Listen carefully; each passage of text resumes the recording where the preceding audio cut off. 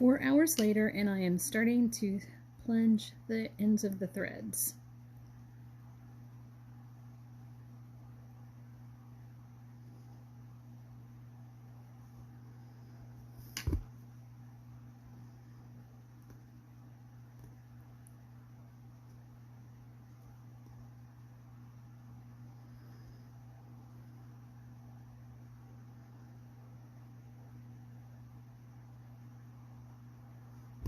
I'm using a wide-eyed needle with a sharp point that I got from Amazon. And I want the threads to be plunged behind this pattern line.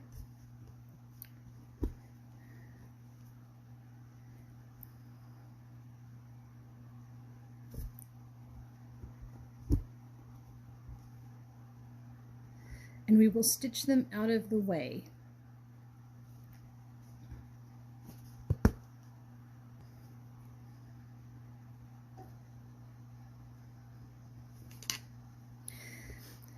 Because this is going to be worn and used a lot, we don't want to just cut off the cords. We want to go ahead and plunge them and stitch them and secure them. An alternative is to use a bit of glue. Now, if we were gluing them, then we could actually cut them off on the front.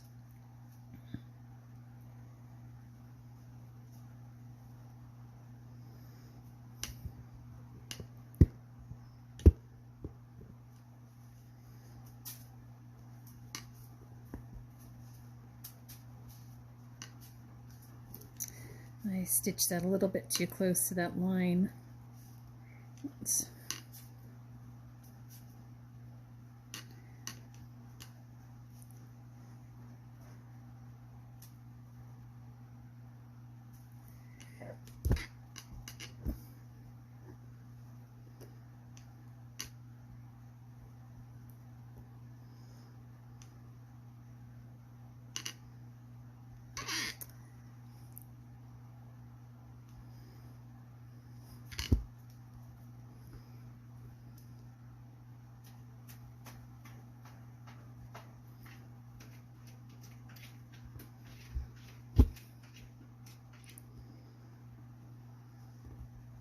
After we get this plunged, then begins the fun part, putting the jewels on.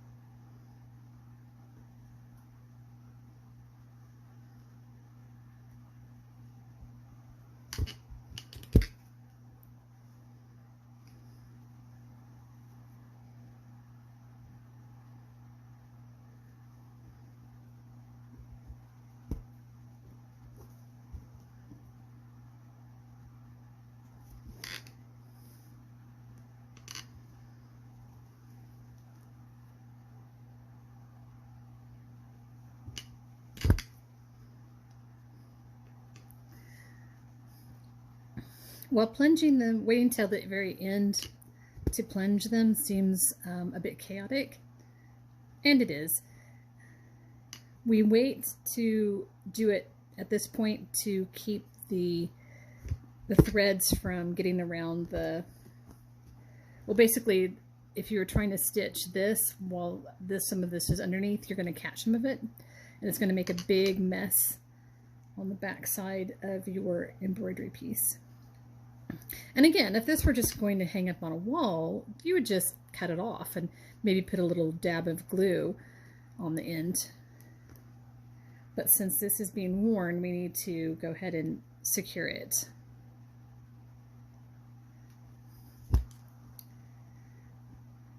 These aren't being lightly worn to like a cocktail party. We are really using these. We wear them day after day after day, all season long. They get stored in maybe not optimal conditions. They sometimes get frisbeed across a field, so we need to make sure that these really are secure.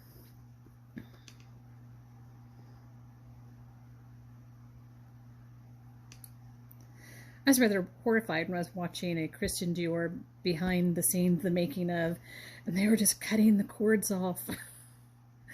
But, you know, if you don't have to secure them, if they're not being worn the way we wear these things at Renaissance fairs and SCA events, then that's okay.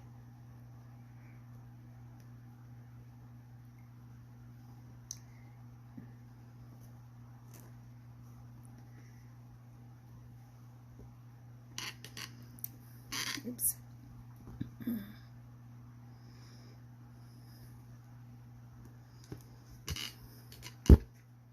So an alternative way, here I've done it with the double twist, then the small smooth cord, then a double twist. So 4 cords. But an alternative way is to use the largest of the cording that you have and put down 3 or 4 strands and couch them down just like this.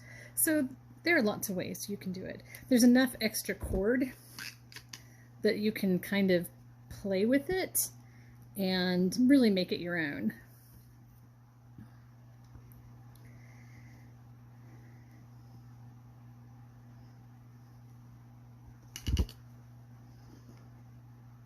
Now the double twist is no longer manufactured, so guard it with your life. Although I am looking to manufacture my own double twist, I'm probably going to try to manufacture a larger size.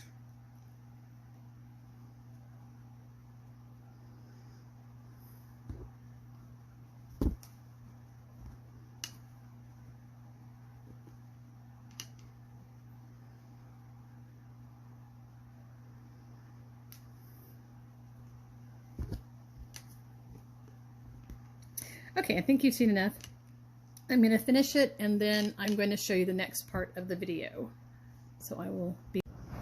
And now I'm back and I finished plunging it and stitching them out of the way. And now we're ready to begin the next part. And this I think is my favorite. Putting on the gems.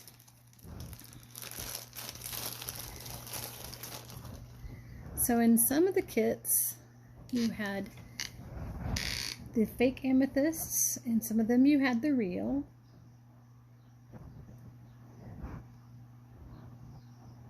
These are obviously the fake.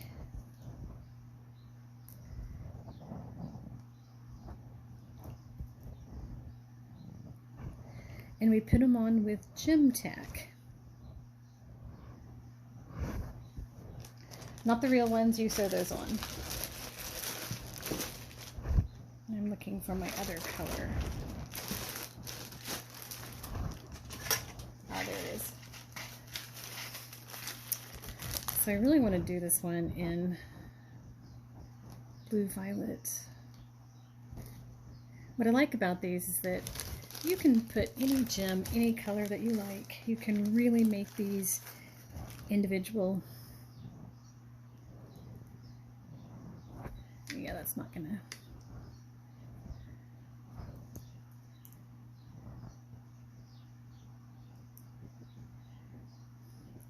I think I'm gonna do violet and purple. I'm not sure. I might do all violet.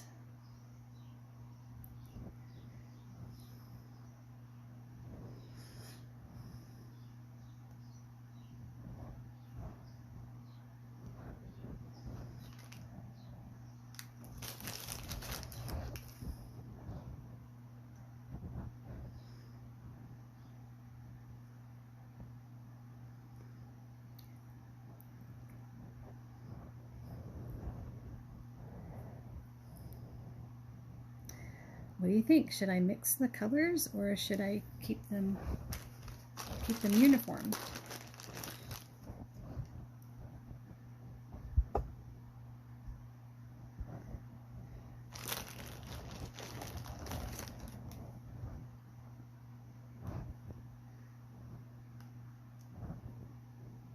Yeah, I like playing with them. I think this is really pretty. Okay, so now I'm going to take them all off.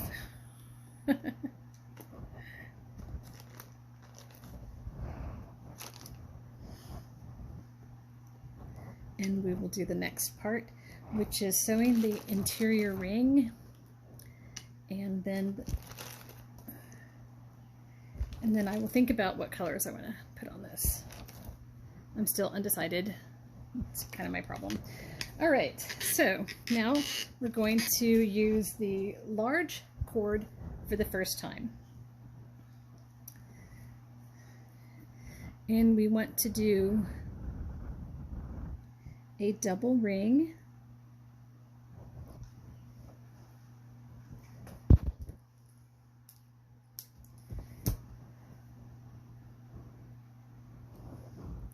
So what you'll do is you'll take your, make sure your wide cording is, you have enough to go around twice, and then a little bit left over to pull through to the back. So what you're going to do is in the halfway point, pinch it. Make a nice sharp crease. Then we're going to come up through the line. You want to make a securing stitch.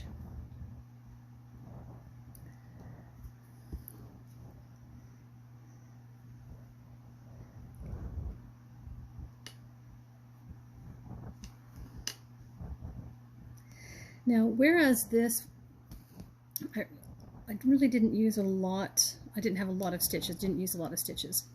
On this interior ring, you do want to put stitches about, gosh, every,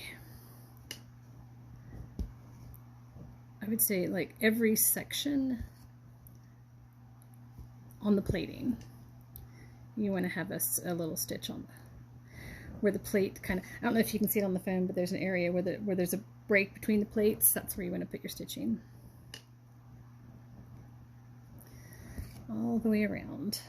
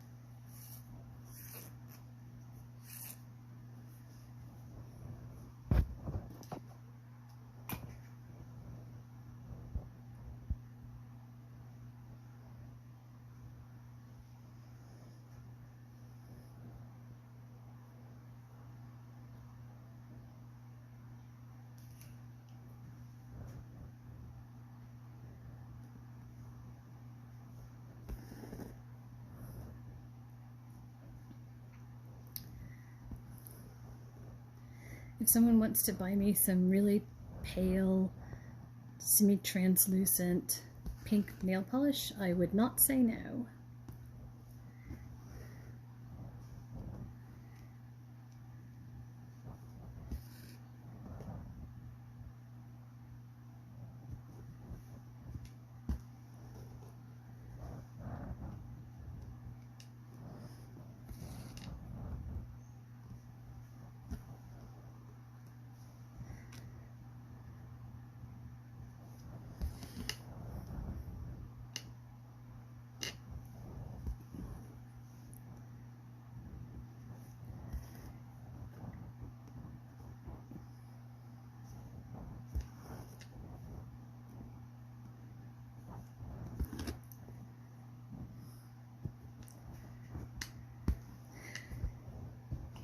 Plunge those two ends to the back, and congratulations, you've done all the hard part. I'll be back with the next segment on putting on the pearls and the gems.